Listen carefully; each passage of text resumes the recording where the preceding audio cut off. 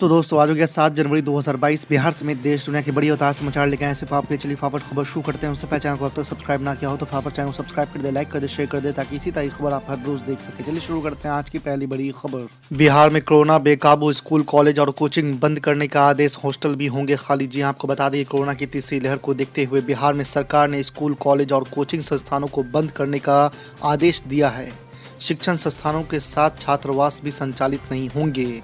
इसे तत्काल प्रभाव से लागू कर दिया गया है। इससे पहले 8वीं से ऊपर के स्कूल और कॉलेजों को 50% क्षमता के साथ खोलने का निर्णय लिया गया था, पर संक्रमण के बढ़ते खतरे को देखते हुए मंगलवार को जारी दिशा निर्देशों में गुरुवार को बदलाव किया गया है। यह आदेश भी 21 जनवरी तक प्रभावी रहेगा। दूसरी बड़ी खबर, हेट स्पीच केस में कालीचरण महाराज को न्यायिक हिरासत में भेज दिया गया है। जी आपको बता दें कि महाराष्ट्र में पुणे की एक अदालत ने शहर में एक कार्यक्रम के दौरान भड़काऊ भाषण देने के आरोप में गिरफ्तार धर्मगुरु कालीचरण महाराज को गुरुवार को न्यायिक हिरासत में भेज दिया है। एक दिन की पुलिस हिरासत खत्म होने पर कालीचरण को अदालत में पेश किया गया था। आपको बता दें कि न्यायिक मजिस्ट्रेट M.A. शेख ने उसे न्यायिक हिरासत में भेज दिया है। तीसरी बड़ी खबर, किसानों ने जारी किया बयान, नहीं पता था पीएम नरेंद्र मोदी वहां से गुजरेंगे, जान को खतरा वाली बात पूरी तरह से मनगढ़ंत। जी आपको बता दें कि पंजाब में प्रधानमंत्री नरेंद्र मोदी के काफिले को रोकने और सुरक्षा को लेकर बड़ा खतरा पैदा करने के संबंध में सड़क जाम करने वाले किसानों ने एक बयान जारी किया है। किसानों का कहना है कि उन्हें इस बात का अंदाज़ा नहीं था कि प्रधानमंत्री नरेंद्र मोदी उस रास्ते से गुजरेंगे। हालांकि पुलिस ने उन्हें रोड ब्लॉक शुरू करने के बाद सूचित किया। किसानों ने कहा कि उन्हें पुलिस पर विश्वास नहीं है। उन्होंने कहा कि पीएम नरेंद्र मोदी को बस किसी को भेजकर हमें आगे बढ़ने के लिए कहना चाहिए था। चौथी बड़ी खबर, उत्तर प्रदेश चुनाव, कांग्रेस के बाद अब आम आदमी पार्टी ने भी स्थगित की चुनावी रैलियां, वर्चुअल होगी जनसभाएं। जी आपको बता दें कि देश में बढ़ते कोविड-19 मामलों को देखते हुए आम आदमी पार्टी ने उत्तर प्रदेश में 8, 9 और 10 जनवरी को होने वाली राजनीतिक रैलियों को रद्द कर दिया है। आम आदमी पार्टी ने बुधवार को एक बयान में घोषणा की है। आधिकारिक बयान के मुताबिक अब जनसभाएं वर्चुअली होंगी।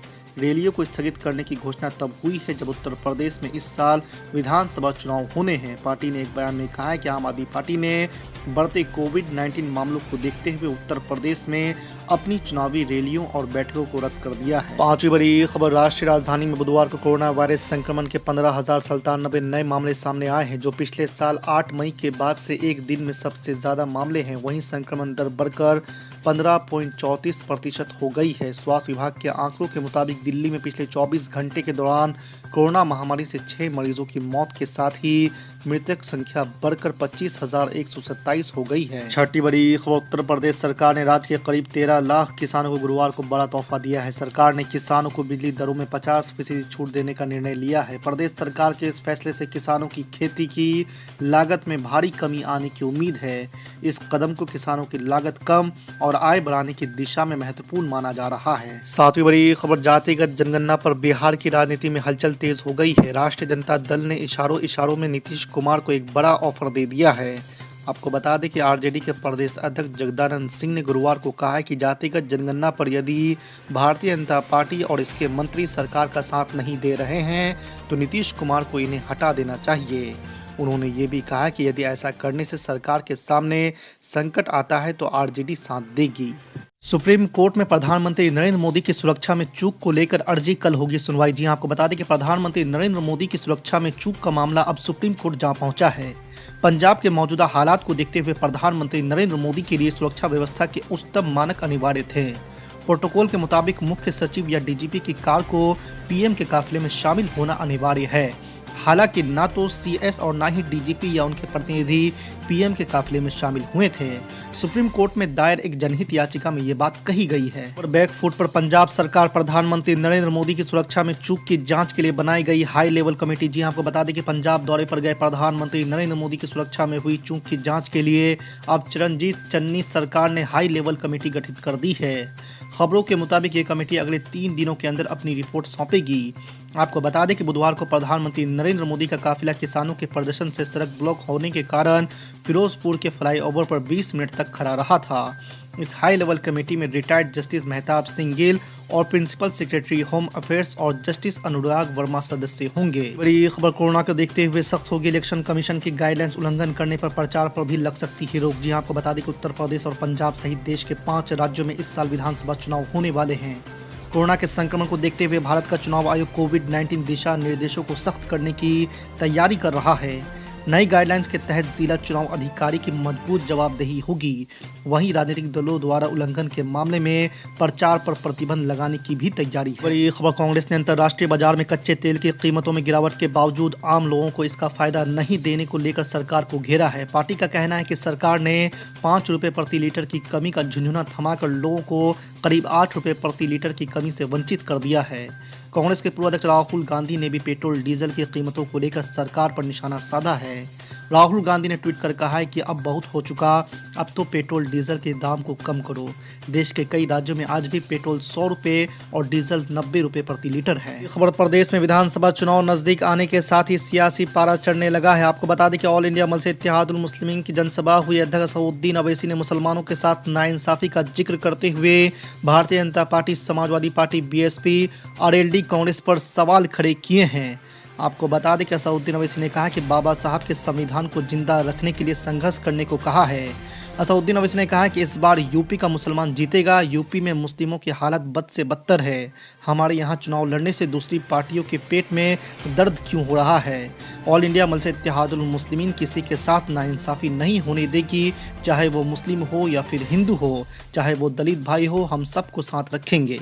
क्या चुनाव में सिर्फ मुसलमान वोट डालता, दूसरे नहीं डालते? दूसरे नहीं डालते वोट, क्या हम ही वोट डालते? अब ये मीडिया के लोग कहां जा रहे हैं? अब आप कहां जा रहे हैं? अब के बाहर सिराते मुस्तकीम के रास्ते पे जा रहे हैं। अरे ये रास्ता कठिन है, बोले आका का गुलाम है, इसके रास्ते पर ही जाएगा। अभी हम हमारे पीछे जहां हमारा इंटरव्यू लेते, नहीं ये आप मुस्लिम वोट में सेंध डाल रहे हैं। हम कहते हैं कि आप डालो ना हिंदू वोट में सेंध, कौन रोक रहा आपको? वोटर है, किसी का खजाना नहीं है, ये आजाद है, जिसको चाहे वोट डालेगा। मगर ये पूरी तवज्जो मोदी की, योगी की, अखिलेश की, राहुल की, मायावती की, सब किस पर है? मुसलमान कहां जा रहा है।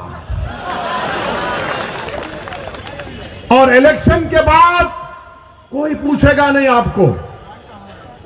ये 3 बंदरों की कहानी सुनी ना कभी आपने? 3 बंदर हैं, एक आंख बंद कर लेता, मुझे कोई मुसलमानों की बर्बादी नहीं देखना है। एक बंदर है जो जबान बंद कर लेता, अरे कुछ तो बोल, बोले नहीं मेरी जबान बंद है। एक बंदर है कानों में रुई डालकर बैठा रहे, देख मेरी तकलीफ सुन, मेरी बेटियों की नहीं सुनता। इलेक्शन तक आप इंसान हैं, और जैसा रमजान शुरू होगा अप्रैल में, कोई आपको पूछेगा नहीं।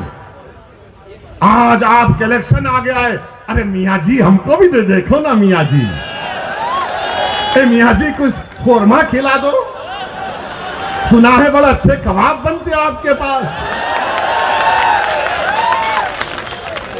अखिलेश के लोग तो वो यही बोलते हैं, मगर जब अखिलेश सरकार में थे तो क्या वो स्लॉटर हाउसेस को परमिशन दिए थे?